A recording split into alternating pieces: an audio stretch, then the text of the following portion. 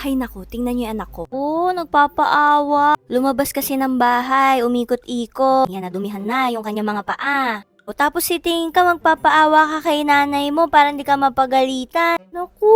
Buti na lang meron ako nito. Grabe tong baby wipes na to, sobrang laki. Tingnan niyo naman, compare niyo sa mukha ko. Baby wipe siya, so super safe niya sa mga babies. Kasi mild lang yung ingredients niya. Kaya pwede rin siya sa sensitive skin. Since wala pa naman kaming baby, kaya gagamitin namin siya sa aming fur baby. Makapal siya guys, and pag kinuha mo siya isa-isa lang, so makakatipid ka. Pinupino, ganyan siya kakapal, and kapag naman in-spread out nyo, diba? O hindi agad-agad nakikita yung ditong side. Nasa natin ang paa ng baby na ito, kasi naman pasaway ang baby.